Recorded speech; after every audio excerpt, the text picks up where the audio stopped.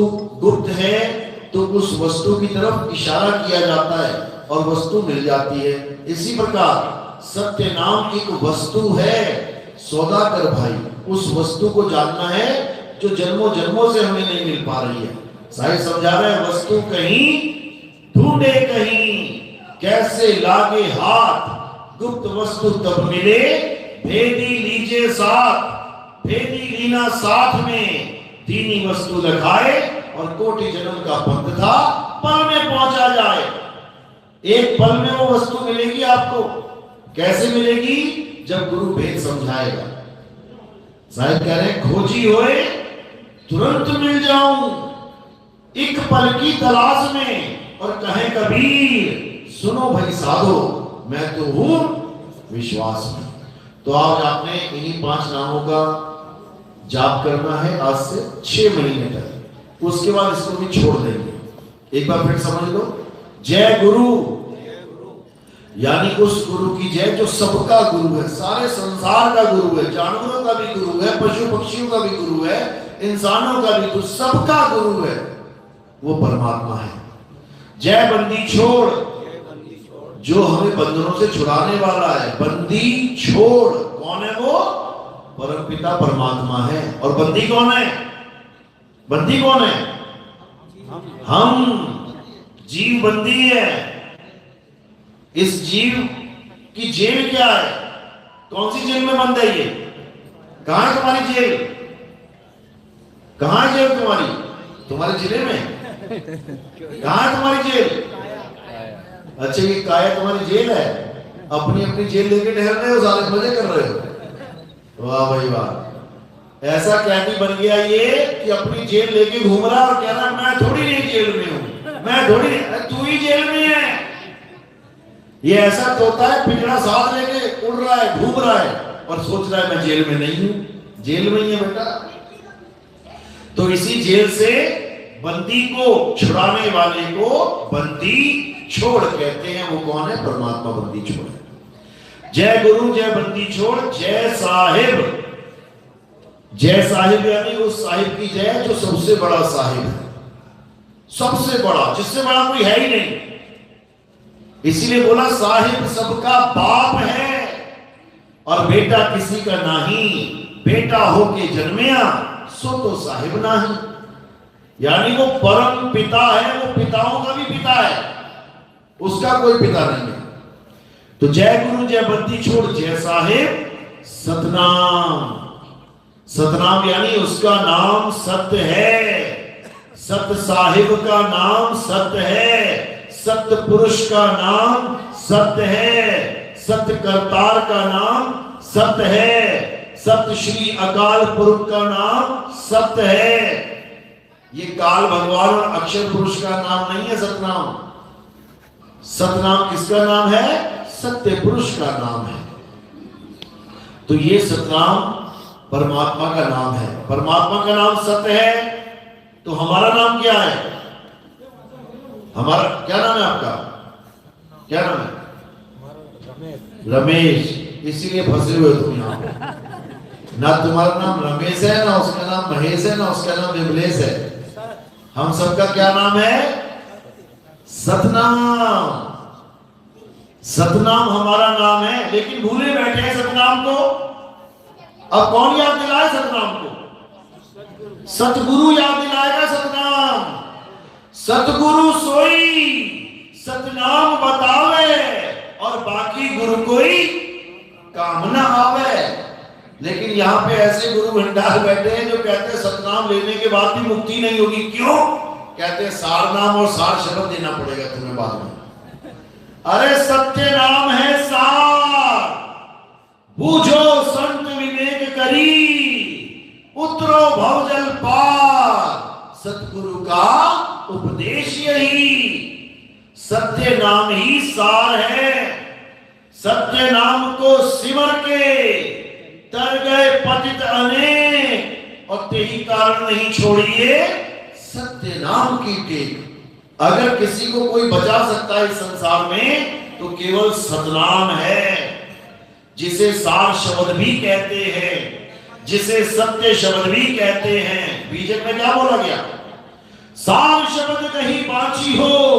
मानो एतबारा, अक्षर पुरुष पेड़ निरंजन वाकी डारा। अगर बचना है तो सार शब्द से बचोगे, और मरने वाले शब्द है सारे। सत्य सत्य सत्य नाम है साचा, और नाम सब झूठा कांचा। ये सब कच्चे नाम है, केवल सच्चा नाम ही सत्य है, वो परमात्मा का नाम है। तो जय गुरु, जय बंदी छोड़, जय साहेब, सतनाम साहेब बंदगी। उस साहेब को हम बंदगी करते हैं। ये पांचों नाम आपने रटने हैं, लिख लेना, और 6 महीने तक खूब रटना है इसको। उसके बाद आपको दूसरी दिशा हो जाएगी और ये सारे नाम छुड़वा दिए जाएंगे। एक छुड़ाए एक लखाए, तब प्राणी निज घर को जाए। फिर कोई नहीं रोकेगा तुम्हें। समझ लो, अभी परमात्मा तक पहुंचने से कौन रोक रहा है? 52 अक्षर रोक रहे हैं। अरे 52 के जंजाल में फंस गया ये संसार, सिमरन 52 का करे कैसे लागे पार। अब 52 को छुड़वाएंगे और सत्य को लखाएंगे। चलो बोलिए सतगुरु बंदी छोड़ कबीर साहब की सदा ही जय हो। अब आप लोग नीचे बैठे, सत्संग शुरू करेंगे। अब दूसरी दीक्षा वाले कौन है? हाथ खड़ा करो, आपको सत्संग के बाद देंगे।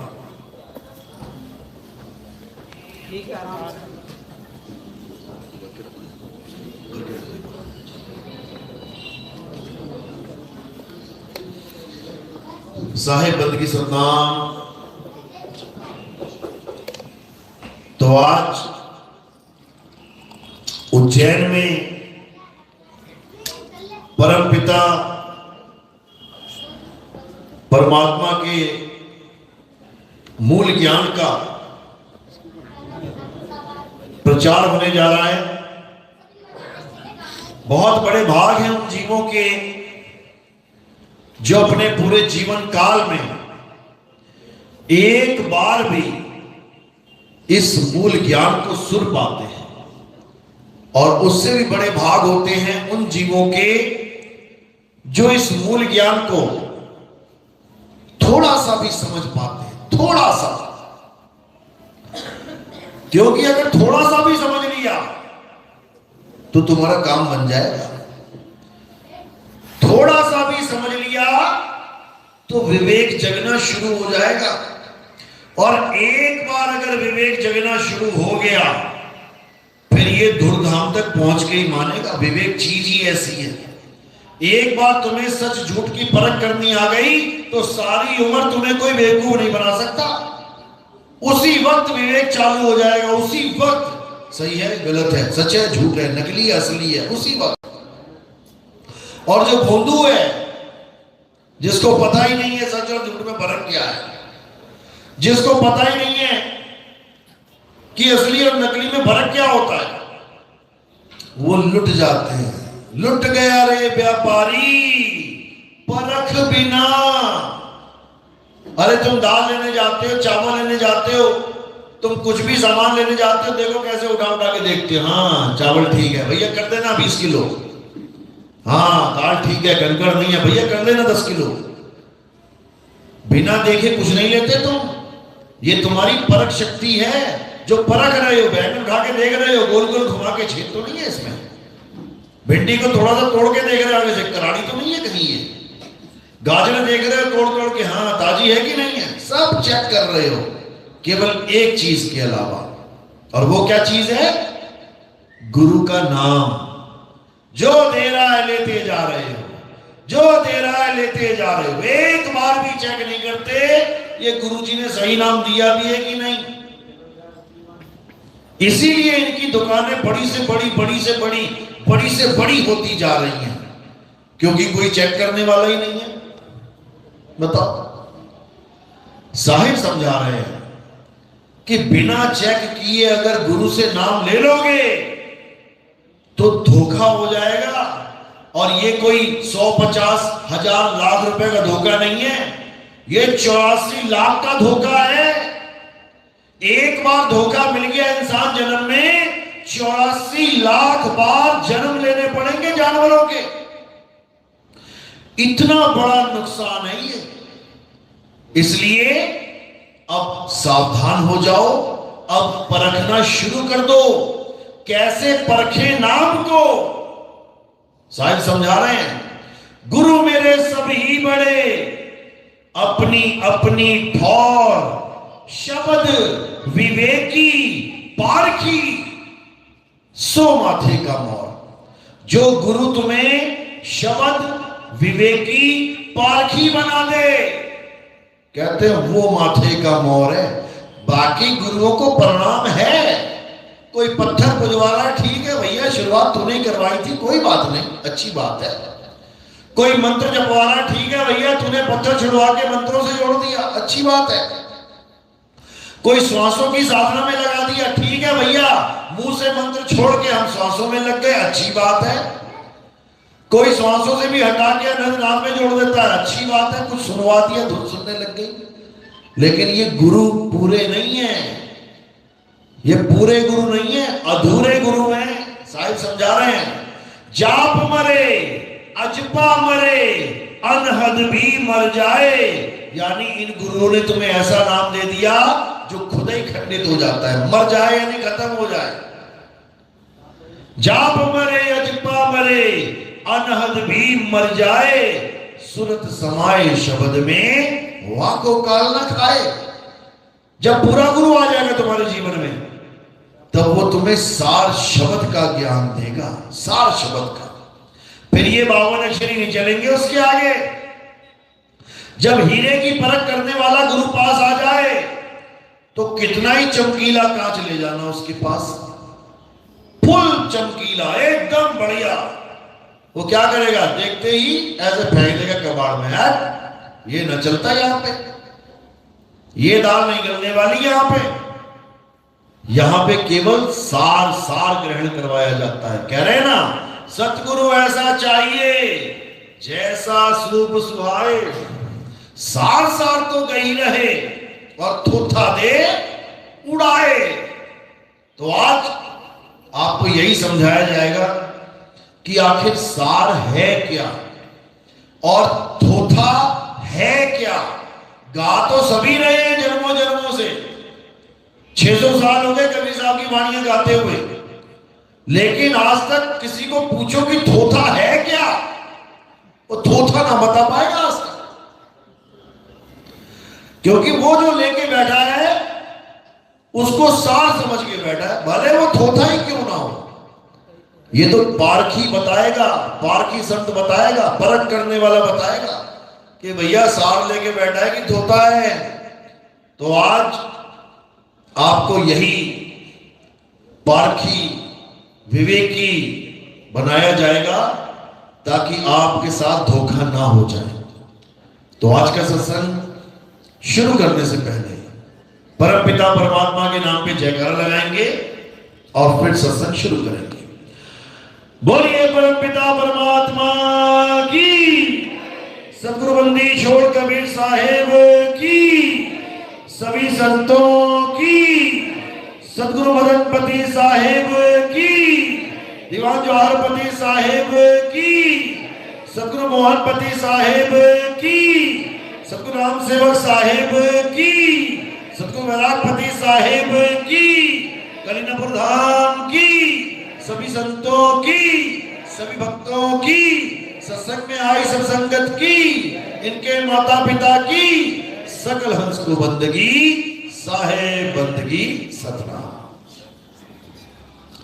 तो साहेब समझा रहे हैं कि जब लग मिले नहीं शब्द वो सांचा, तब लग गुरु करो 10 पांचा। कई लोग कहते हैं अरे यार इसको तो काम ही नहीं है, इसको तो कोई और, ये हर साल नया गुरु बना लेता है। पहले राधा स्वामी दिया, फिर वहां रांगड़ी चला गया, फिर वहां चला गया, फिर रामपाल जी के पास चला गया, अब ये नितिन दास के पास बैठा है, कल को उसको भी छोड़ देगा। ऐसे लोग ये कभी समझ ही नहीं सकते कि आखिर गुरु बनाया जाता है तो क्यों बनाया जाता है, आखिर गुरु को धारण कर रहे हैं तो क्यों कर रहे हैं, आखिर गुरु को अगर हम छोड़ भी रहे हैं तो क्यों छोड़ रहे हैं। वो कभी इस कारण को नहीं जान पाते। उनके दिमाग में क्या चीज फिट है कि एक बाप अब बदलेंगे नहीं, एक खसम अब बदलेंगे नहीं, एक गुरु अब बदलेंगे नहीं। उनके दिमाग में ये चीज फिट रहती है, जबकि ऐसा नहीं है, ऐसा बिल्कुल नहीं है। आप देखोगे कई बाप ऐसे हैं जो बच्चा पैदा होने पर छोड़ देते कहीं चौक वॉक पे, लड़की हो गई छोड़ आएंगे कहीं चौक पे। बाप तो वो भी है, बाप तो उसको भी कह रहे हैं ना, लड़की का बाप है, लेकिन वो बाप बाप जैसा काम नहीं कर रहा है। अब उस लड़की को जो उठा लेगा, दया भाव से उसको पालेगा, असल में उसका बाप कौन है? जो उसको पाल गया। कसम पे आ जाओ, पति पे शादी कर ली चाव चाव में बढ़िया, उसके बाद रोज दारू पी के रोज लट बजा रहा है, रोज मार रहा है, पीट रहा है, रोज घूसे मार मार के शक्ल बिगाड़ दी उसकी। अब क्या उसी पति के साथ रहना है? क्या उसी पति के साथ रहना है और अपनी हड्डियां तोड़वानी और एक दिन मर जाना है? जला देगा, फांसी पे लटका देगा, जहर खिला देगा, चाकू घोंप देगा पेट में, हजारों केस है, जाके देख लो। तो समझदार कौन होगी? जो उसको छोड़ के कहीं और अच्छे आदमी के साथ अपना घर बसा लेगी, नहीं तो मरो। इसी प्रकार गुरु धारण कर लिया, जब तक नहीं पता लगा ठीक है गुरुजी कर रहे हैं, लेकिन जिस दिन पता लग गया कि जो गुरुजी ज्ञान लेके बैठे हैं उससे हमारा कल्याण नहीं होगा, उससे हमें 84 में जाना पड़ जाएगा, तो कोई महामूर्ख ही होगा जो कहेगा नहीं मैं गुरुजी को नहीं छोड़ सकता। क्योंकि गुरु बनाना कोई फैशन नहीं है कि मुझे गुरु बनाना है, मुझे गुरु बनाना है, मेरा गुरु, मैं निगुरा नहीं लेना चाहता, मैंने बना लिया, अब मैं इस गुरु को नहीं छोड़ूंगा चाहे मैं नरकों में चला जाऊं। मूर्ख है वो एक नंबर का। गुरु क्यों धारण किया जाता है? ताकि हमारी 84 कट जाए, ताकि हमारा जन्म मरण खत्म हो जाए। हाँ, शुरुआत में कोई भी गुरु मिल जाए कोई बात नहीं, शुरुआत में कुछ भी मिल जाए चलेगा, लेकिन धीरे धीरे जब विवेक होता जाएगा और पता लगता जाएगा कि ये ज्ञान पूर्ण ज्ञान नहीं है, तो क्या करना है? उस गुरु को त्याग के आगे बढ़ जाना है। त्यागने का मतलब ये नहीं उसको गालियां देनी है, त्यागने का मतलब है जैसे 5वीं क्लास पार करी तो पिछले वाले को त्याग के 6ठी में एडमिशन ले लिया, 10वीं पास करी तो 10वीं वाले त्याग के 11वीं में एडमिशन ले लिया, 12वीं पास करी तो 12वीं वाले गुरु को त्याग के कॉलेज वाले गुरु को धारण कर लिया। इसका मतलब आगे बढ़ जाना, उसको अपशब्द नहीं कहना। तो अगर कोई आगे बढ़ता है एक गुरु को छोड़ के, तो इसका मतलब उसका प्रमोशन हो रहा है, प्रमोट हो रहा है वो। और अगर प्रमोशन हो रहा है तो उसका फायदा ही है, यानी उसकी विवेक शक्ति इतनी बढ़ गई है कि बाकी गुरु भाई नहीं समझ पा रहे हैं कि वो गुरु अधूरा है, लेकिन वो अकेला जान रहा है कि ये गुरु अधूरा है, ये पक्का 84 में लेके जाएगा। वहां पर उस गुरु को छोड़ के आगे बढ़ जाना चाहिए। यही कबीर साहब समझा रहे हैं कि जब तक मिले नहीं शब्द वो साचा।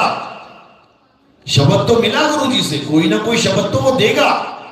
हिंदू है तो राम राम राम राम जपवा देगा, राधे राधे राधे राधे जपवा देगा, हरे कृष्णा हरे रामा, ओम नमः भगवते वासुदेवाय, ओम नमः शिवाय, ओम गण गणपति नमाय, कुछ भी दे देगा।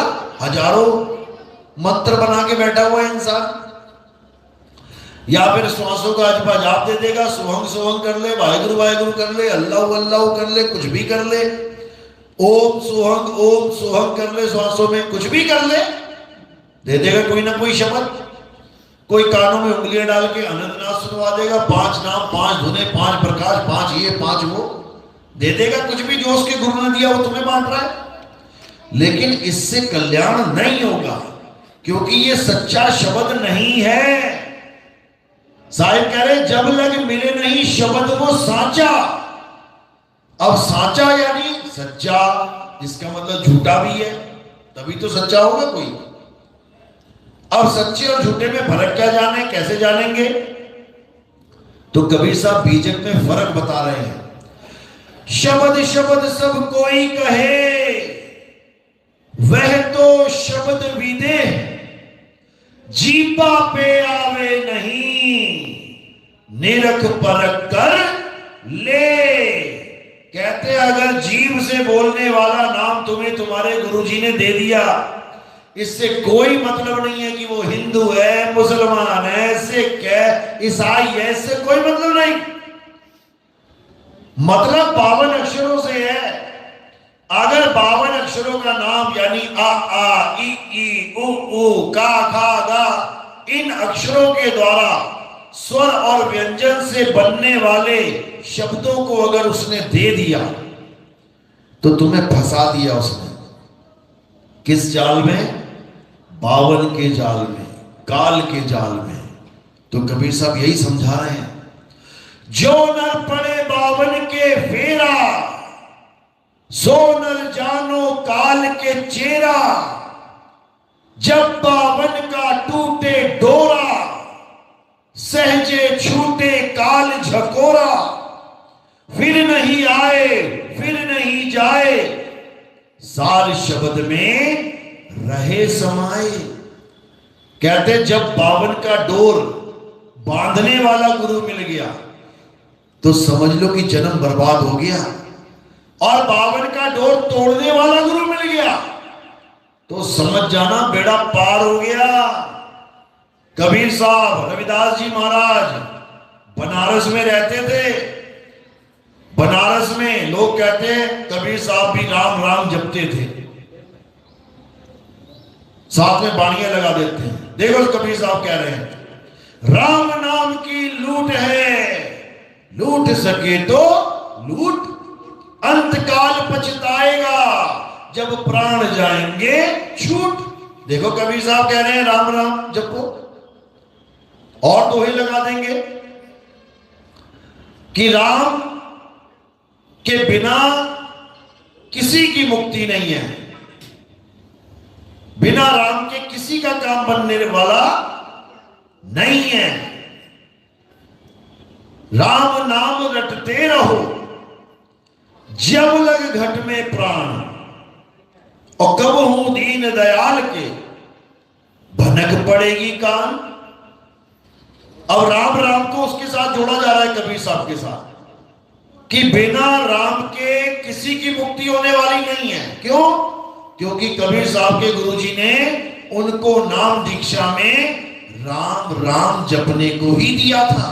ये बात सच है, ये बात बिल्कुल सच है कि जब कबीर साहब, क्योंकि वो जात जुलाहा नीची जाति, जब उस विद्वान ब्राह्मण के पास गए, मशहूर ब्राह्मण, क्या नाम था उनका?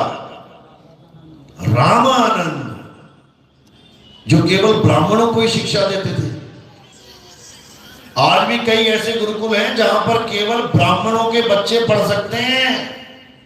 वहां ना तो क्षत्रिय जा सकता है, ना वैश्य जा सकता है, और ना ही शूद्र जा सकता है। आज भी ऐसे गुरुकुल चल रहे हैं जहां पर टीचर भी ब्राह्मण है उच्च कोटि का, और चेले भी ब्राह्मण है उच्च कोटि के। कुछ नीच कोटि के ब्राह्मण भी होते हैं, शायद आपको नहीं पता होगा। ब्राह्मणों में भी चल रहा है ये वेदी, ये द्विवेदी, ये त्रिवेदी, ये चतुर्वेदी, ये पाठक, ये मिश्रा, ये शुक्ला, ये वो, और आपस में इनकी आपस में नहीं बनती। ये अपने आप को भी कहते हैं हम उच्च ब्राह्मण, ये नीचे कुल का ब्राह्मण, इससे हम अपनी लड़की की शादी नहीं करेंगे, लड़के की शादी नहीं करेंगे। पता नहीं ब्राह्मण ब्रह्मा के मुख से आया था तो इतने सारे कहां से निकल के आए हैं, समझ में नहीं आ रहा। मुख में से कौन सा वाला आया था वही नहीं समझ में आ रहा, जो वो और ऊंचा हो गया और बाकी नीचे हो गए, यही नहीं पल्ले पड़ रही बात। तो वो ब्राह्मण ऐसा ब्राह्मण था जो ब्राह्मणों को ही ज्ञान देता था। लेकिन कबीर साहब से लोग क्या प्रश्न करते थे बार बार, जो आज नितिन दास से प्रश्न होते हैं, तुम्हारी गुरु प्रणाली बताओ, तुम्हारी गुरु प्रणाली बताओ। मैं कह रहा हूं मुक्ति का नाम जान ले, तेरी मुक्ति हो जाएगी। वो कहता मुक्ति से हमें कुछ लेना देना नहीं है, तू ये बता तेरा गुरु कौन है। बिल्कुल कहते ना, इतिहास दोहराया जाता है। इतिहास दोहराया जाता है, ये दोहराया जा रहा है इतिहास। कबीर साहब आए थे मुक्ति का ज्ञान लेके। अरे भाई सुन लो, मुक्ति की बात बताता हूं। कहते मुक्ति मुक्ति छोड़, ये बता तेरा गुरु कौन है। बड़े चक्कर में पड़ गए यार, मेरा गुरु कौन है? मैं तो सारी दुनिया का गुरु हूं, मेरा गुरु कौन है? अब तो बनाना ही पड़ेगा। अब जब गुरु की बात है बनाना पड़ेगा, तो उस समय सबसे ज्यादा विद्वान किसको माना जाता था? ब्राह्मणों को। तो ब्राह्मणों में भी सर्वश्रेष्ठ कौन था? रामानंद जी। तो कबीर साहब ने कहा इसी से लेंगे नाम दीक्षा भाई। लेकिन जब वहां पहुंचे और उनको पता लगा कि कबीर आया है, तो 7 पर्दे लगा दिए। हम शूद्रों के दर्शन नहीं करते। अच्छा जी, अरे कबीर यहां दीक्षा नहीं मिलेगी, थोड़ी तो लाज कर लेता। कहां आ गया तू ब्राह्मणों में? यहां उच्च कोटि के ब्राह्मणों को दीक्षा मिलती है। कबीर साहब कहते कोई बात नहीं गुरुजी, ठीक है जैसी आपकी मौज, लेकिन दीक्षा तो यहीं से लूंगा और आप ही दोगे। चले गए कबीर साहब। फिर क्या हुआ? फिर रामानंद जी सुबह तड़के 3:30-4 बजे पंचगंगा घाट पे बनारस में स्नान करने जाते थे। कबीर साहब उस वक्त 5-6 साल के बच्चे थे।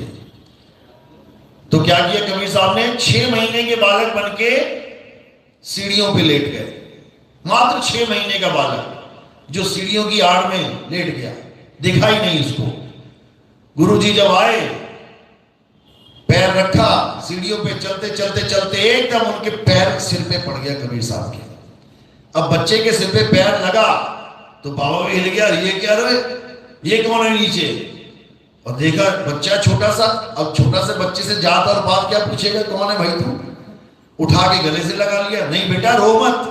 साहब भी लगे रोने, कह रो मत, राम राम बोल, राम राम बोल। साहब कहते हो गई दीक्षा, राम राम की दीक्षा हो गई, अब बस निशानी बाकी है। कल को मुकर जाएगा ये कि इसने मुझे राम राम दिया था। तो क्या करते हैं? उसके गले की माला तोड़ देते हैं। माला तोड़ते हैं 108 मनके की, तो 107 मनके तो वही सीढ़ियों पे बिखर जाते हैं। एक मनका वो अपने हाथ में छुपा के रख लेते हैं। वही एक मनका तुम लोग के गले में पड़ा हुआ है, जो नितिन दास ने डाला है। ये निशानी है कि तुम हमारे शिष्य और हम तुम्हारे गुरुजी हैं। वही निशानी कबीर साहब ने स्वयं मनके को अपने हाथों से धारण किया, दिखाने के लिए, देखो गुरुजी आप ही की माला का मन, कल को मुकर मत जाना। तो ये सब लीला थी मालिक की, गुरु धारण करने के लिए, क्योंकि ये अज्ञानी जीव, इसको मुक्ति से लेना देना नहीं है। ये पता है क्या पूछता है? अरे मुक्ति गई भाड़ में, ये बता मेरा कैंसर ठीक होगा कि नहीं? मुक्ति गई भाड़ में, मेरा लीवर ठीक होगा कि नहीं? मुक्ति गई भाड़ में, मेरे पैर में इंफेक्शन है, ये ठीक होगी कि नहीं? मेरे दांतों में दर्द है, ये ठीक होगा कि नहीं? मेरी आंखें कमजोर है, ये ठीक होगा कि नहीं? बताओ। मुक्ति से कोई मतलब ही नहीं है। और साहिब कह रहे हैं कि नाम जपत कोड़ी भला, चुई चुई गिरता चाम, वो कंचन देह किस काम की, जिस मुख नाही राम। कबीर साहब तो ये समझा रहे हैं, लेकिन कबीर पंथी लालच दे रहे हैं इस नाशवान काया का। आओ तुम्हारी काया ठीक कर दें, फिर हॉस्पिटल बंद करवा देते हैं सारे।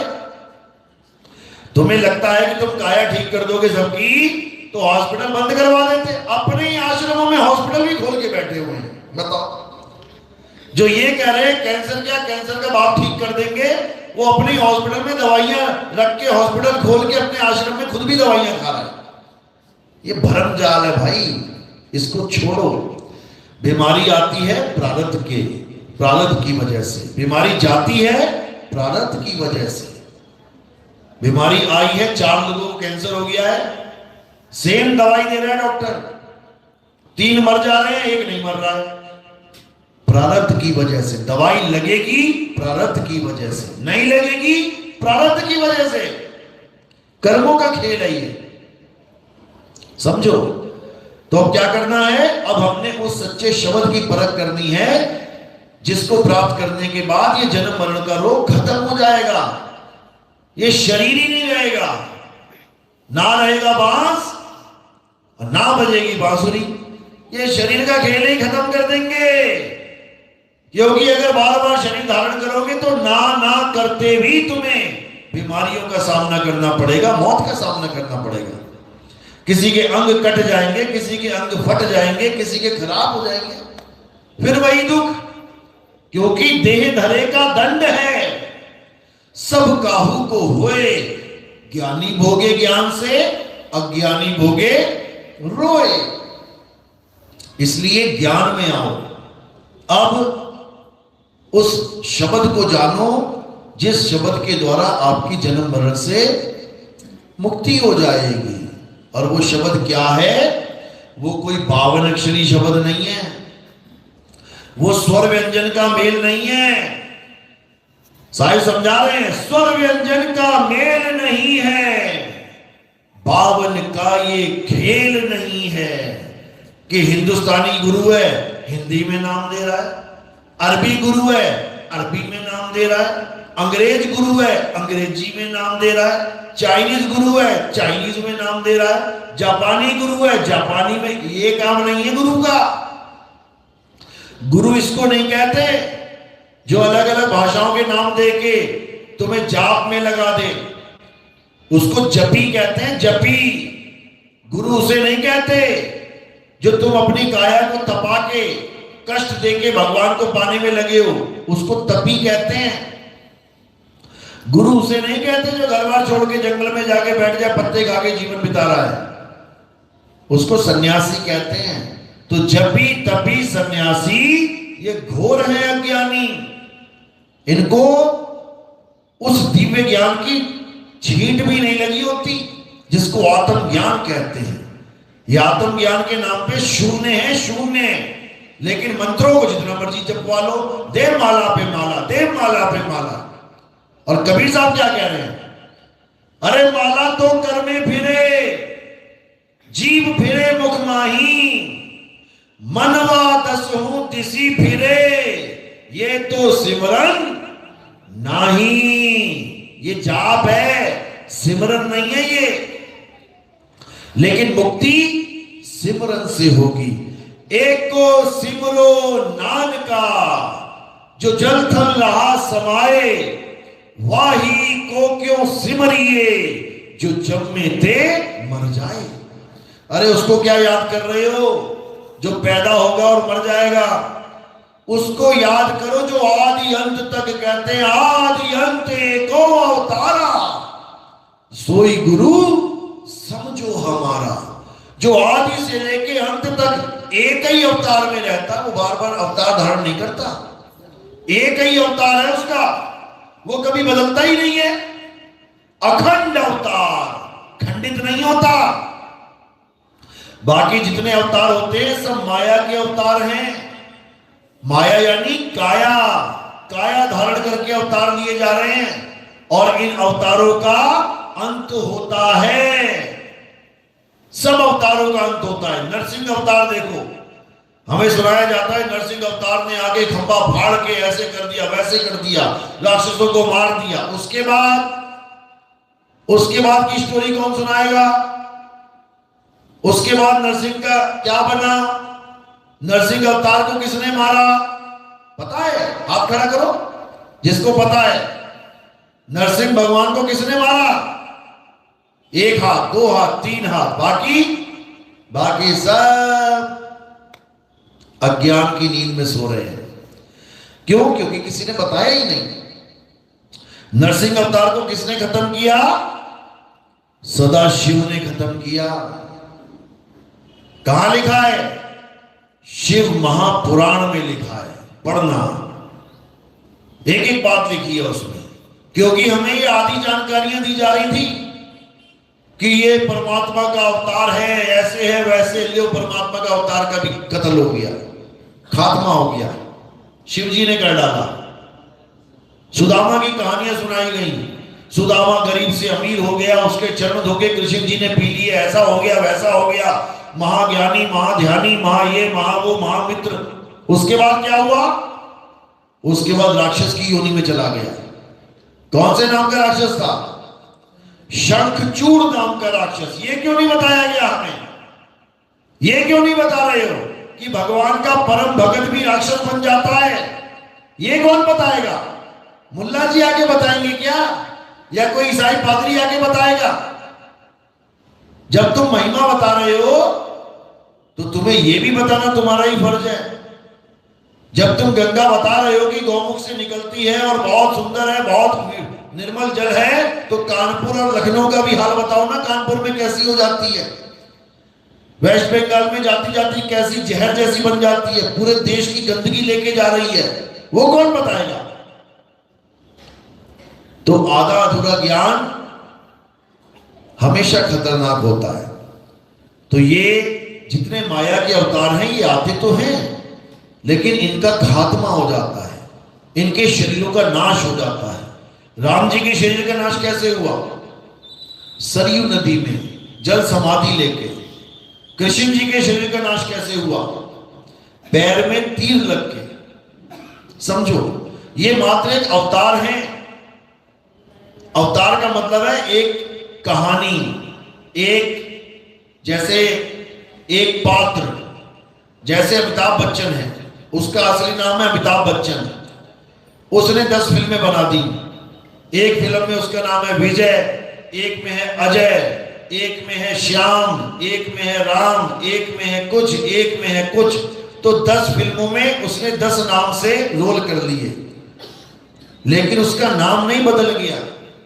आज भी वो साइन करेगा तो उस पर ये नहीं लिखेगा मेरा नाम राम है, क्यों? उस फिल्म में मेरा नाम राम था।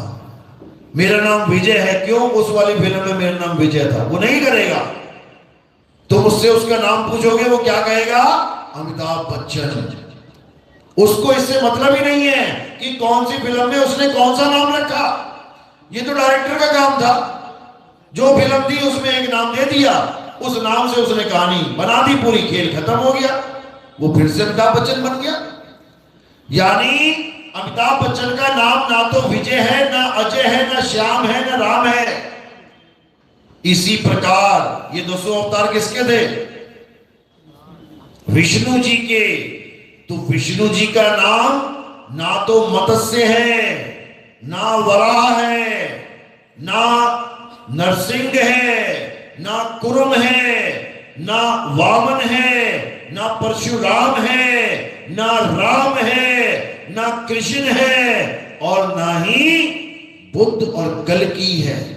ये उनका नाम नहीं है। उनका नाम क्या है? विष्णु है। विष्णु उनका असली नाम है। और ये जो 10 पात्र हैं, पात्र क्या होता है? पात्र का मतलब क्या होता है? कहानी का पात्र। 10 कहानियां हैं, उसमें जो नाम रख दिया गया, आज उसी कहानियों के नाम को रटाया जा रहा है। हे राम, हे राम, हे कृष्ण बताओ। हे नरसिंह कर ले, हे मत्स्य कर ले, हे मछली, हे कछुआ कर ले। अरे उनके नाम नहीं है वो, तुम्हें भरमा दिया गया है। क्योंकि कोई भी कहानी, अगर वो कोई भी पात्र धारण करेंगे तो कुछ ना कुछ तो नाम रखना ही पड़ेगा ना। कुछ भी रख सकते। कृष्ण नाम नहीं होता तो कोई और नाम रख लेते, फिर तुम उसका जाप करने लग जाते। अगर उसका सच में नाम जानना है तो विष्णु है, विष्णु जी का नाम जपो ना। कोई नहीं जपता विष्णु जी का नाम। सब 2-3 नाम पकड़ के बैठे, हरे राम हरे कृष्णा राधे राधे। बताओ विष्णु जी कहां गया? जो धारण कर रहा है सब नामों को, उसका नाम कहां गया?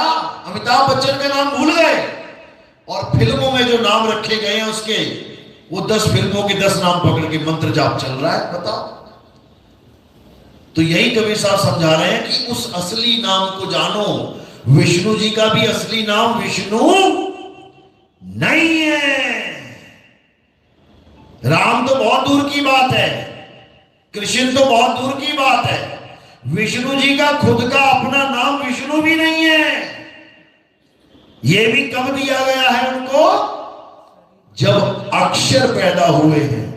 वाह, ई की मात्रा, आधा शाह, ऊ की मात्रा, ये तब दिए गए हैं उनको नाम, जब ये अक्षर भी नहीं थे, जब ये नाम नहीं थे तब उनका क्या नाम था, वो नाम जानना है, उसको पहचानना है, उसको सतनाम कहते हैं। सतनाम। अब ये नहीं सा ता नाम, ये वाला नहीं, संकेत, उसको सच्चा नाम कहते हैं, यानी उसको आत्म राम कहते हैं। आत्मा ही हमारा असली नाम है, ये वाला नहीं, आत्मा अक्षर वाला नहीं, नी अक्षर आत्मा हमारा असली नाम है।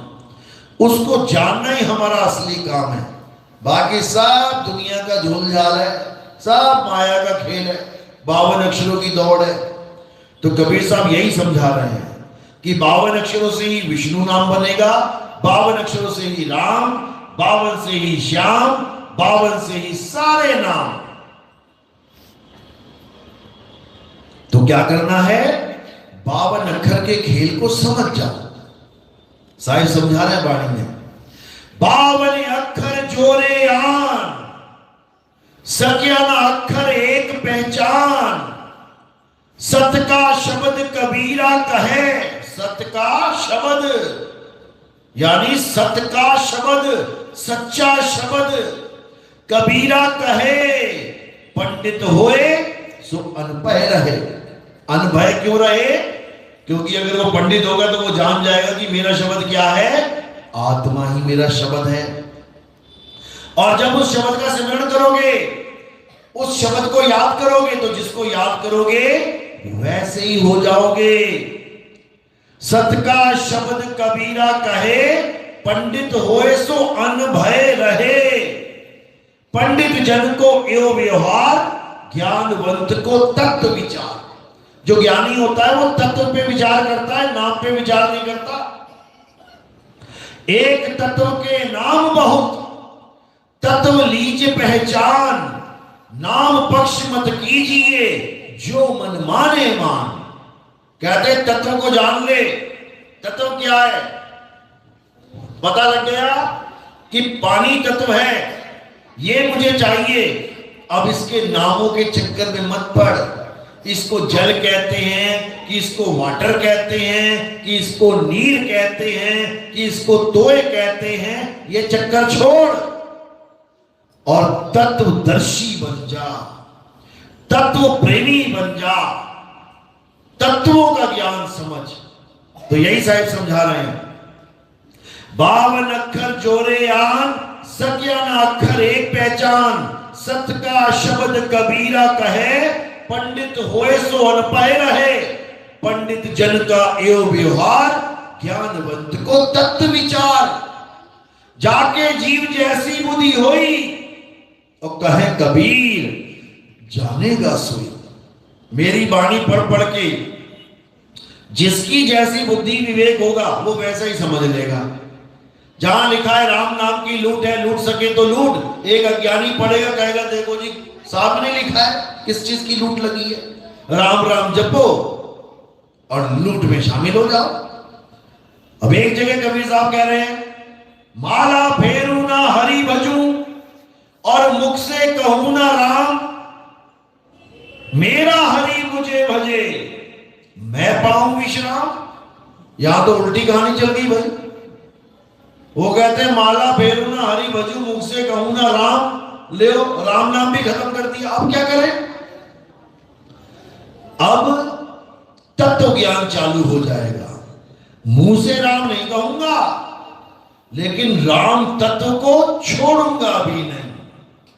मुंह से पानी पानी नहीं जपूंगा, लेकिन पानी तत्व को छोड़ूंगा नहीं, पी के ही मानूंगा। इसीलिए साहब ने बोला, भला हुआ मेरी माला टूटी, मैं राम भजन से छूटी, मेरे सिर से टली बला। बला क्या होता है, कहते हैं शुक्र है भैया बला टली, यानी मरवा दिया था भ्रीभंड में। किसने मरवा दिया, साहिब कहते हैं राम नाम ने मरवा दिया था भ्रीभंड में। शुक्र है माला टूटी और राम भजन से छूटी और मेरे सिर से टली बला। अब बला तो टल गई, कौन सी बला टली? ये 52 अक्षरी बला टल गई। ये 52 अक्षर के राम की बला टल गई। और कौन सा राम मिल गया? आत्म राम मिल गया, रमता राम मिल गया। अरे कस्तूरी कुंडल बसे, मृग ढूंढे वन माही, ऐसे रमता राम है ये दुनिया जाने नहीं। ये रमता राम है जो हमारा कल्याण करेगा, और बाकी जितने भी हैं ये बेड़ा गर्क कर देंगे 52 अक्षर। तो साहिब ने यही समझाया, 52 अक्षर लोक त्रय, सब कुछ इन्हीं माही, ये अक्षर खिर जाएंगे, वो अक्षर इनमें नाही। खेल खत्म कर दिया 52 अक्षरों का। गरीबदास जी महाराज भी समझा रहे हैं, अरे 52 अक्षर लेख राम रंग होरी हो, वो अक्षर या में नाही, राम रंग होरी हो। कागज कलम कलेस, यानी कागज के ऊपर कलम के द्वारा कोई भी नाम लिख के अगर तुम उसका जाप करने लग जाओ, या किसी गुरुजी ने तुम्हें दे दिया, कलेस है तुम्हारे जीवन के लिए। कागज कलम कलेस, राम रंग होरी हो, वो रहा शेष क्या शेष, राम रंग होरी हो। तो उस राम के रंग को जानने के लिए हमें तत्व ज्ञान में आना पड़ेगा। गीता में यही समझाया है। गीता में एक जगह भी नहीं बोला कि राधे राधे जप ले मैं खुश हो जाऊंगा, हरे कृष्णा जप ले मैं खुश हो जाऊंगा। बल्कि अर्जुन ने माफी मांगी कि प्रभु मैं तुम्हें हे केशव हे कृष्णा हे सखा करता रहा, मुझे माफ कर दो। वो तो माफी मांग के छूट गया, अब तुम रटने में लगे हुए हो। संभल जाओ, अभी भी समय है। अब उस तत्व को जानो जिसको राम कहते हैं, जिसको कृष्ण कहते हैं, जिसको कल्कि कहते हैं, उस तत्व को जानो। और वो तत्व क्या है? आत्मा है। हे अर्जुन, मैं अजन्मा हूं, नित्य हूं, शाश्वत हूं, मेरा कभी जन्म नहीं होता। जो मुझे एक इंसान की तरह पैदा होकर मनुष्य चोला धारण किया हुआ मानते हैं, यानी जो मुझे आदमी मानते हैं, वो मुझे नहीं जानते। मैं ये आदमी औरत नहीं हूं, ना मैं आदमी हूं, ना मैं औरत हूं, ना ही नपुंसक हूं। मैं शरीर नहीं हूं, मैं शरीरों के, क्योंकि ये शरीर नाश हो, एक दिन जल जाएंगे, कट जाएंगे। लेकिन हे अर्जुन, खत्म नहीं होता। मैं वो तत्व हूं। और अगर तुम मुझे जानना चाहते हो, यानी अगर तुम आत्मा को जानना चाहते हो, तो कहां जाना है? अध्याय 4 34वां श्लोक। हे अर्जुन, अगर तुम इस आत्मा को जानना चाहते हो, इस परम सत्य को जानना चाहते हो, तो ऐसे तत्वदर्शी संत की शरण में जाओ। मंत्र जपवाने वालों के पास राधे राधे राधे, इसकी बात नहीं चल रही है।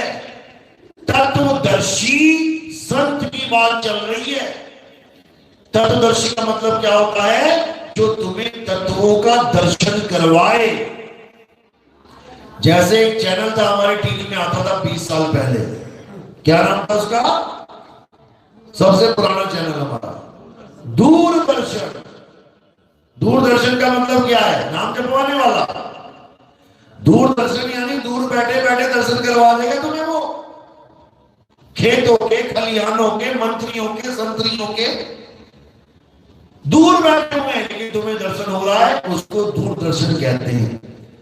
जैसे दूरदर्शी टेलीस्कोप को कहते हैं, दूरदर्शी, दूरबीन।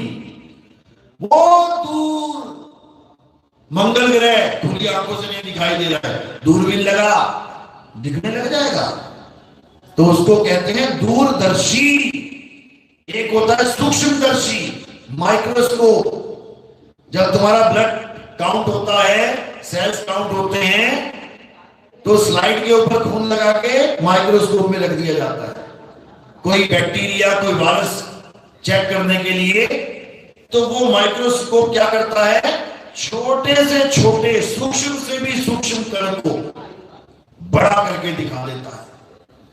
इसलिए उसका नाम रखा है सूक्ष्मदर्शी, यानी सूक्ष्म से भी सूक्ष्म जीवों का दर्शन कराने वाला।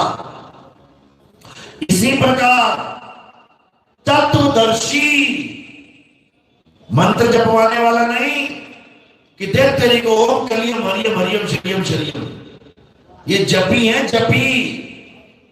तत्वदर्शी संत के सामने दो कौड़ी के संत हैं ये। जैसे पीएचडी के सामने आंगनबाड़ी की कोई मैडम हो, उनका क्या मुकाबला करोगे? है तो वो भी टीचर, लेकिन बिल्कुल लो लेवल के। है वो भी टीचर, लेकिन हाई लेवल का।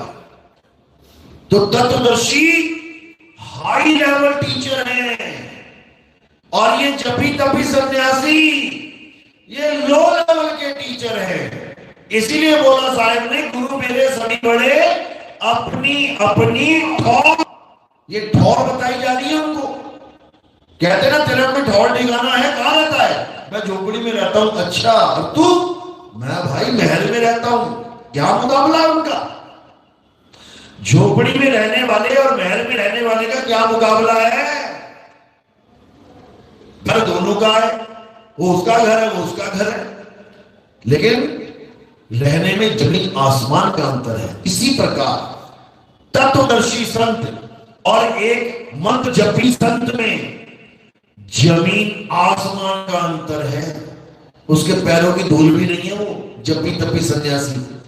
उस तत्वदर्शी की महिमा गाई है स्वयं भगवान कृष्ण ने कि हे अर्जुन, अगर सत्य को जानना चाहता है तो वैसे तत्वदर्शी संत के पास चला जा, जो तुझे तेरी आत्मा का, यानी तेरे परम तत्व का ज्ञान करवा दे, उसका ध्यान करवा दे। ये माला वाला छुड़वा के श्वासों की माला बना दे, यानी 24 घंटे का सिमरन दे दे। ये मंत्र मंत्र छोड़ के उस अजपा का जाप करवा दे।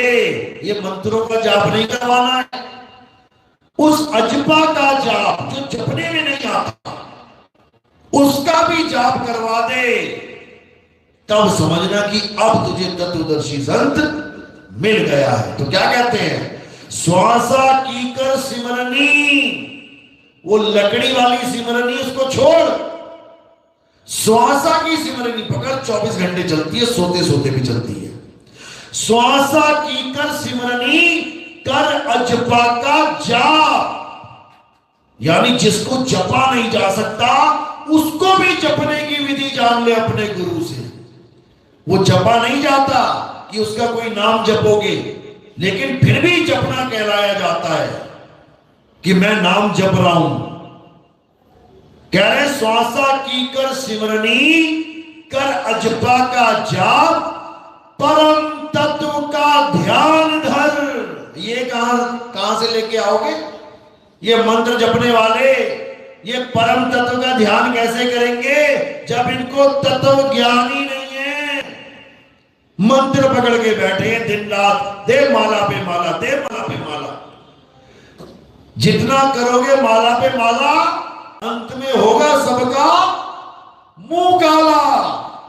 समझ लो, ठगे जाओगे सारे, मारे जाओगे। क्योंकि भगवान का नाम जप के तुम कुत्ता नहीं भगा सकते। यमराज को कैसे भगाओगे? तुम एक कुत्ते से पीछा छुड़वा के दिखा देना, तुम्हारे पीछे पड़ जाए कोई बुलडॉग, पड़ जाए कोई पिटबुल, और तुम ले लेना भगवान का नाम जो तुम्हें आता है, कोई भी ले लेना। कोई भी हाथ में तुमने बांध रखा रक्षा सूत्र, दिखा देना उसको, ले। तू भी भागेगा, तेरा रक्षासूत्र भी भागेगा साथ साथ, और तेरे मंत्र भी भागेंगे। मंत्र कौन निकले ही ना, बचाओ बचाओ के अलावा कुछ नहीं निकलेगा। यही महामंत्र होगा, इसी को सुन के कोई चेतन सत्ता आके बचाने का काम करेगी। समझे? असली मंत्र क्या है बचने का? बचाओ बचाओ। आग लग गई तो बचाओ बचाओ, पानी में डूबे बचाओ बचाओ, गड्ढे में गिर गए अरे कोई बचाओ। यही सबसे बड़ा महामंत्र है। और जब कोई आत्मा इसको सुन लेती है, आ जाती बचाने के लिए प्रभु का रूप धारण करके। और कोई मंत्र मंत्र नहीं है। पता लगा गड्ढे में गिर गए और नाम जप रहे ओम नमो भगवते वासुदेव, कोई कहेगा भक्ति कर रहा है, रहने दे, पड़ा रहते वहीं पे, भक्ति कर रहा है, करने दे यार, डिस्टर्ब क्यों करना। कोई ना बचाएगा वहां पे। और ये मंत्र रट लेना 4 बार, बचाओ बचाओ बचाओ, कोई ना कोई सुन के आ जाएगा पक्का बचाने के लिए। तो इन मंत्रों जंत्रों को त्याग देना है। जब सच्चा गुरु मिलता है तो सारे नाम छुड़वा देता है और तत्व को लखा देता है। सोई गुरु पूरा कहावे, जो 2 अक्षर का भेद बतावे, एक छुड़ावे। कौन क्या छुड़ाएगा? ये जितने नाम हैं, फर्जी नाम, हिंदी के, पंजाबी के, उर्दू के, फारसी के, हिंदुस्तानी, हिंदू भाई हिंदी के नाम रट रहा है, मुसलमान भाई अरबी के नाम रटवा दिए। कैसे? नमाज अरबी में पढ़ रहा है, कलमा अरबी में पढ़ रहा है, अरबी के नामों के चक्कर में पढ़ा है। ईसाई अंग्रेजी नामों के चक्कर में पढ़ा है, इंग्लिश के नाम रटता चला जा रहा है। सिख भाई पंजाबी के नाम रटने में लगा हुआ है। ये सब नाम के ही पुजारी हैं, अक्षरों के पुजारी हैं। तो सतगुरु क्या करता है? इनसे इनके अक्षर ही छुड़वा देता है। एक छुड़ाए एक लखाए। हिंदू को उसका राम कहां है वो बता देता है, मुसलमान को उसका अल्लाह कहां है वो बता देता है, सिख को उसका वाहिगुरु कहां है वो बता देता है, ईसाई को उसका गॉड कहां है वो बता देता है। यानी अक्षरों को छुड़वा देता है और तत्व ज्ञान पकड़ा देता है। तब ये जीव निज घर को चला जाता है, फिर इसे कोई नहीं रोक सकता। लेकिन अगर ज्ञान नहीं हुआ, तत्व ज्ञान नहीं मिला, तो पक्का मरेगा। याद रखना, डेट ऑफ बर्थ सबको याद है अपनी? लिखते हो ना फॉर्म में, कोई फॉर्म भरते हो लिखते हो डेट ऑफ बर्थ, जन्म तिथि याद है सबको? हाथ खड़ा करो जरा, सबको याद है? जिसको याद है ना, ये पक्का मरेंगे एक दिन, पक्का मरोगे एक दिन।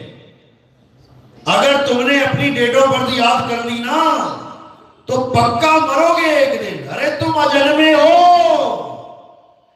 तुम्हारा कभी जन्म नहीं होता, जन्म का भी मरण हो जाएगा, लेकिन तुम ना पैदा होगे और ना मरोगे।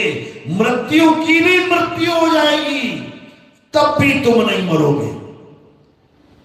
लेकिन तुम्हें ज्ञान ही ऐसा पकड़ा दिया है कि तुम छोड़ो, तुम्हारे भगवान भी मरेंगे। लिखा हुआ है सब में, ब्रह्मा जी की आयु इतनी है, उसके बाद ब्रह्मा जी भी एक्सपायर हो जाते हैं। विष्णु जी की आयु इतनी है, विष्णु जी भी एक्सपायर हो जाते हैं। शिव जी की आयु इतनी है, वो भी एक्सपायर हो जाते, सारे एक्सपायर कर दिए इन लोगों ने। कोई एक्सपायर नहीं होता। ना ब्रह्मा कभी मरता है, ना विष्णु कभी मरता है, और ना ही शंकर कभी मरते हैं। क्यों? क्योंकि वो शरीर है ही नहीं। इसी प्रकार ना तुम कभी मरते हो, ना हम कभी मरते हैं। क्यों? क्योंकि हम शरीर है ही नहीं, बस शरीर धारण कर रहे हैं, शरीर छोड़ रहे हैं, फिर धारण कर रहे हैं, फिर छोड़ रहे हैं। इसलिए माया की आंख देख रही है कि देखो पैदा हो गया मर गया, पैदा हो गया मर गया। लेकिन कौन? शरीर और आत्मा। हे अर्जुन, आत्मा अजन्मा है। आत्मा का ना तो कभी जन्म होता है, ना ही कभी इसकी मृत्यु होती है। अगर इस संसार में कुछ सत्य है तो वो केवल आत्मा है। उसी आत्मा का भेद बताने वाले गुरु को आत्मज्ञानी तत्वदर्शी संत कहते हैं, मंत्रदर्शी संत नहीं कहते। अरे तंत्र मंत्र सब झूठ है, इनमें न भर में कोई, और सार शब्द यानी आत्मज्ञान जाने बिना कागा हंस न होए। तो अब क्या करना है? अध्याय 3 17वां श्लोक। हे अर्जुन, जो अपनी आत्मा में रमण करते हैं, जो अपनी आत्मा में तृप्त हैं, जो अपनी आत्मा में संतुष्ट हैं, उनके लिए कोई धार्मिक कर्म कर्तव्य लागू ही नहीं होता। आजादी, कोई मंत्र जंतर पूजा पाठ हवन यज्ञ तीर्थ व्रत कुछ नहीं करना है। क्या करना है? हे अर्जुन, बस अपनी आत्मा में रमण करना है, रेत में रमण नहीं करना। वृंदावन में चले जा, रमण रेती में दे, रेत में दे, रेत में लोटम लोट। रेत में लौटने के लिए 84 लाख योनियां बनी हुई हैं। सुअर बन जाना, खूब लौटना रेत में, खूब। इंसान जन्म रेत में लौटने के लिए नहीं बना है। इंसान जन्म मोक्ष का द्वार है, मुक्ति का द्वार है। और मुक्ति कैसे मिलेगी? अपनी आत्मा में रमण करके मिलेगी, तब कल्याण होगा, नहीं तो नहीं होगा। बात समझ में आ रही है? किस किस के समझ में आ रही है? आप क्या करोगे? बहुत अच्छी बात है। अभी गणेश चतुर्थी आएगी, सब लाइन में लगे मिलेंगे वहां पे। अभी रामनवमी आएगी, सब मंदिर के बाहर खड़े मिलेंगे। अभी शिवरात्रि आ गई, साहब भांग पीते हुए नजर आएंगे। ऐसा नहीं है। जो विवेकी होगा वो कभी बैक गियर नहीं लगाता। जो विवेकी होता है वो कभी पीछे मुड़ के नहीं जाता, वो आगे बढ़ता है। ठीक है, हमारे जीवन में मंदिरों का भी बहुत बड़ा महत्व है, इतिहास है। हमारे जीवन में मस्जिदों का भी बहुत बड़ा महत्व है, इतिहास है। हमारे जीवन में गुरुद्वारों का भी बहुत बड़ा महत्व है, उनका भी इतिहास है। इसी प्रकार क्रिश्चियनों के, ईसा मसीह के चर्चों का भी बहुत बड़ा महत्व है, इतिहास है। वो भी हमें किसी परम शक्ति से जुड़ने का संदेशा देते हैं। नाम अलग है, काम एक ही है। हिंदू नाम राम लेके बैठा है, ईश्वर लेके बैठा है। काम क्या है? सूरज चांद सितारे धरती आकाश पाताल बना के भगवान ने हमें यहां भेज दिया। मुसलमान नाम अलग है, अल्लाह, काम वही है, सूरज चांद सितारे धरती आकाश बना के हमें अल्लाह ने भेज दिया। सिख भाई नाम अलग है, अकाल पुरुष, काम वही बता रहा है, ये सूरज चांद सितारे धरती आकाश बना के हमें दुनिया में भेज दिया। ईसाई नाम अलग है, गॉड, ये काम वही है, सूरज चांद सितारे धरती आकाश बना के हमें दुनिया में भेज दिया। अरे भैया कितने सूरज हैं यहाँ पे? यहाँ कितने आकाश है भाई? अरे कितनी धरती है यहाँ? कितने चांद घूम रहे हैं? अगर चारों अलग अलग होते तो 4 चांद लग गए होते। अब तक 4 चांद आज तक लगे ही नहीं, एक ही घूम रहा बेचारा। इसका मतलब एक ही पावर के 4 नाम रख दिए गए हैं। समझदार तो समझ जाएगा इस बात को, अज्ञानी लठ बजाएगा, सिर फोड़ेगा, अपना भी फड़वाएगा। ज्ञानी समझ जाएगा कि हाइड्रोजन ऑक्सीजन के 2 मॉलिक्यूल जुड़ते हैं, H2O बन जाता है। इस H2O का नाम हिंदुओं ने पानी रख दिया, अंग्रेजों ने वाटर रख दिया। किसी ने जल रख दिया, किसी ने नील रख दिया, किसी ने तोय रख दिया। विवेकी तो समझ जाएगा भैया पंगा मत लेना, नाम के चक्कर में हाइड्रोजन और ऑक्सीजन पीने से मतलब है हमें, वो तो बच जाएगा। और जो विवेकी नहीं है वो पक्का लड़ जाएगा। बोल जय श्री राम, बोल अल्लाहू अकबर। उसको अकेला मिल गया 4 लोगों को तो ये पीटेगा, वो अकेला मिल गया 4 लोगों को ये पीटेगा। ये नहीं पता तेरा बाप मेरा अब्बा एक ही है, एक ही है, एक ही परमात्मा, एक पिता एक के हम बालक।